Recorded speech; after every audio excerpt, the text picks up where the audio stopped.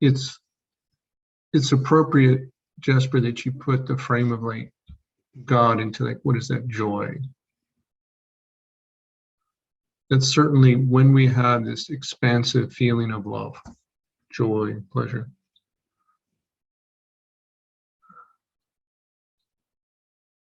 Like, oh, this is bigger than what I've personally known. This is bigger. There is something else, and something else is loving. Consciousness is love. It's expansion of love. Our thinking monkey mind doesn't have a story for that. It doesn't have a narrative. It doesn't have a box of labels to put that in. And therein we have the transcendent experience.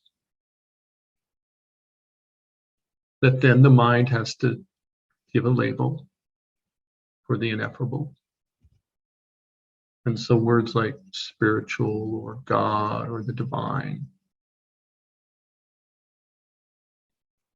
come into use.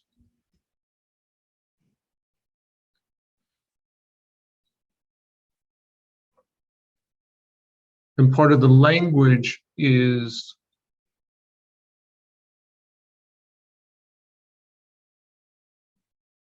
a sense that it's not self, that it is otherworldly.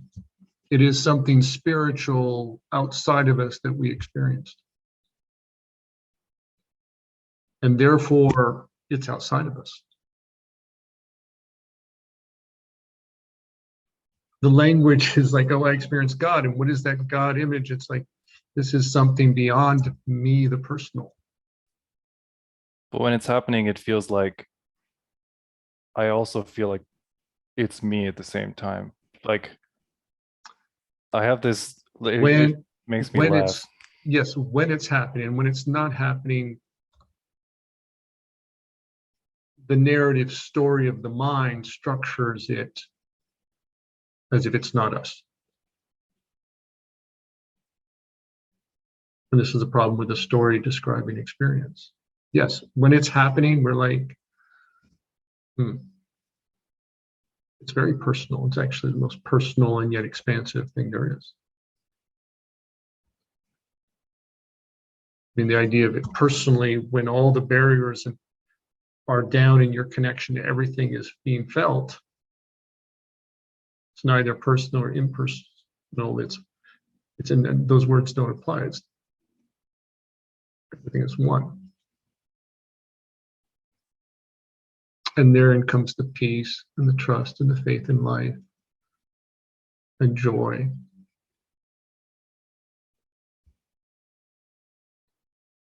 But when we tell a story, we lose that. Or when we haven't had that experience and somebody's telling us the story of God, or worse yet, we get some handed down process of making that connection.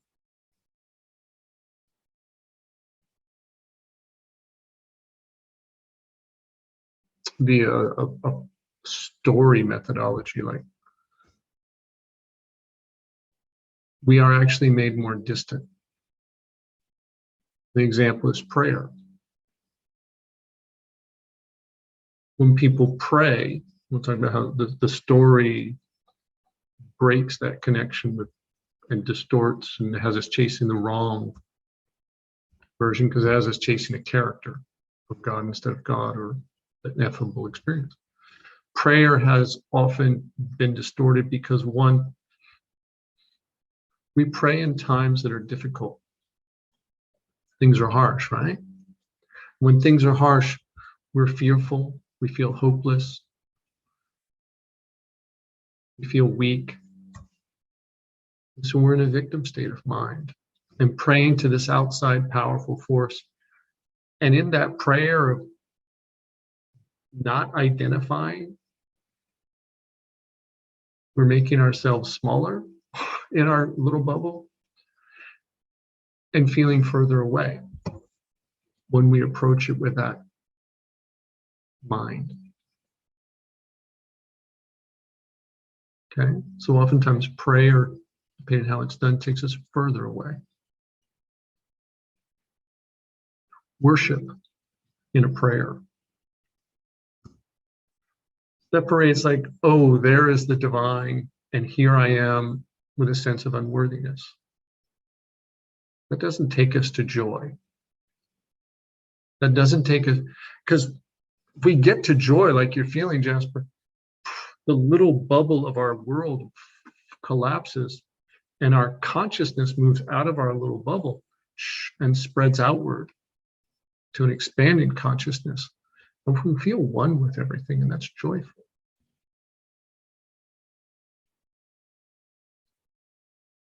That's what prayer done well, or other processes, ceremony done well, can do.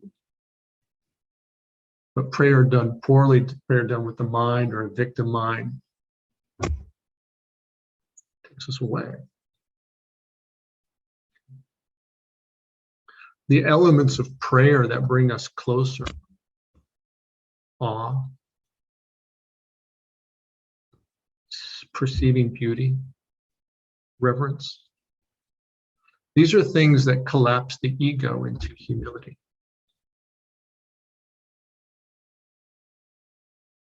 What is it, collapsing the ego? You're collapsing this bubble of stories. That's the ego. All the belief bubbles is ego. So adopting a position of reverence. And reverence doesn't mean make yourself small. Reverence may feel blessed to be in the world, to breathe and hear birds and the sprinkling of sunlight or stars. Like, that's awe and reverence. And you are in love with creation. And that love opens you up, collapses the bubble, and your consciousness expands to what you perceive. The very feeling of love is bigger.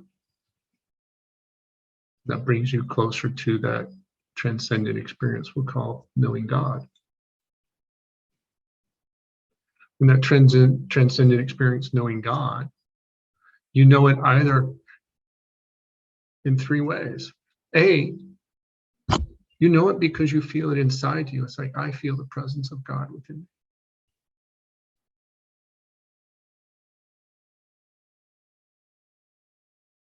Or you know it because you are moved by the world. You're like, God is here.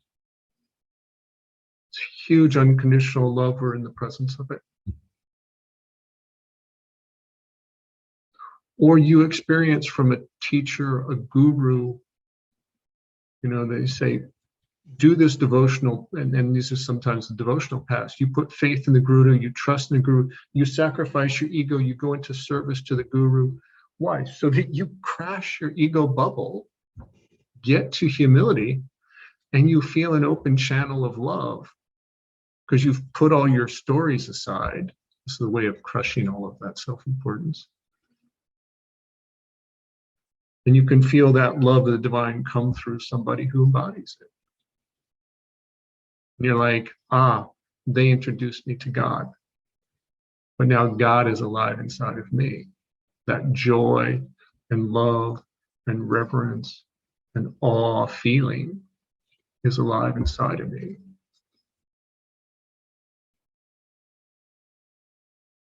Sorry, we don't have better ways to communicate this with words, when what I really was like, what it is a feeling that embodies all of those things.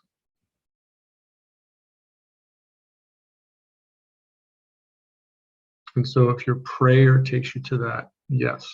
If your walk down the street takes you to that, yes. Or your practice to a guru, a devotional path takes you to that, so be it. Okay? But it's not a victim prayer, and it's not a fearful prayer.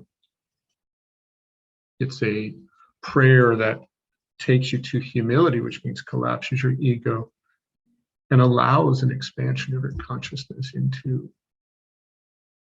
the larger self. So this is when we take the search for God out of this stories of what doesn't work and process that doesn't work, and take it into something that does work. Your search for God is going to take you to this joyful expansion.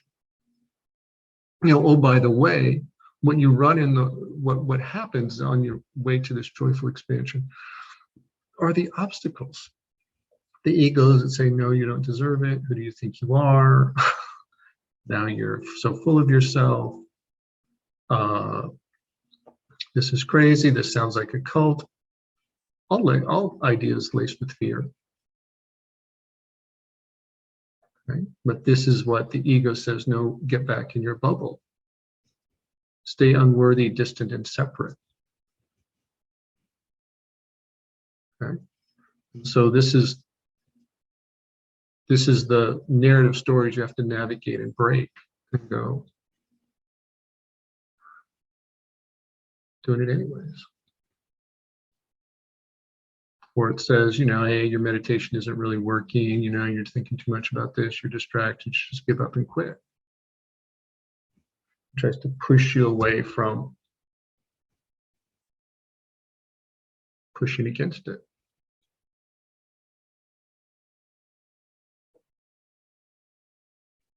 So just because you aren't slipping into joyful bliss and expanding consciousness doesn't mean you're on the wrong path.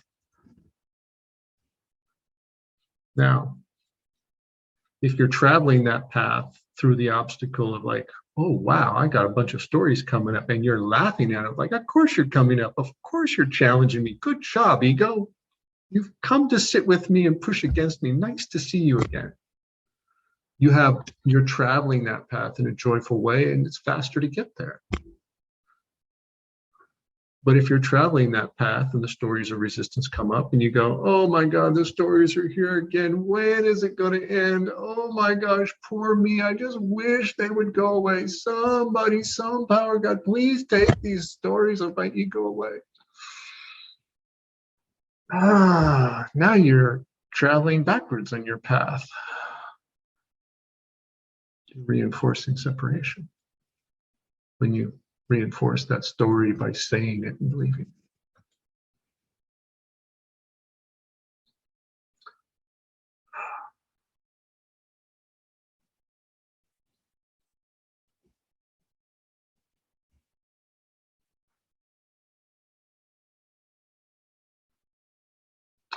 Is that clear about what we're searching for in this search for God or inner peace or oneness, presence, the divine? You don't like the word God? Mr. Jasper.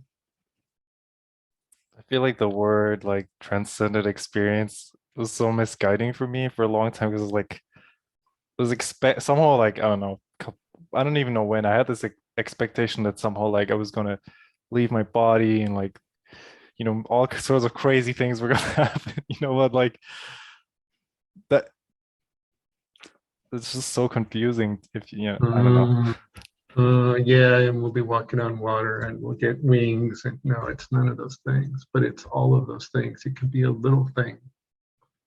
A transcendent experience for a person might be that moment where they say, oh my God, I still have all these stories, but now I see them as beliefs instead of seeing that as reality. Like it's all still there. And this happened with a client the other day. She's like, the difference is now the stories I had in my head, that was reality. That's how I thought the world was and the way I was. And now I see that like, oh, this is my belief system. These are not true. They only feel true. I'm identified with them. And I was like, that's one of the many million different transcendent experiences. It's part of the waking up. Yeah, and then some have more bliss.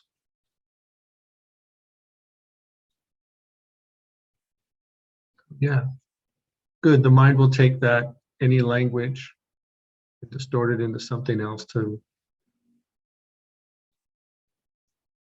interfere. That's its job. So your mind would have done that with whatever label was used with you. Okay?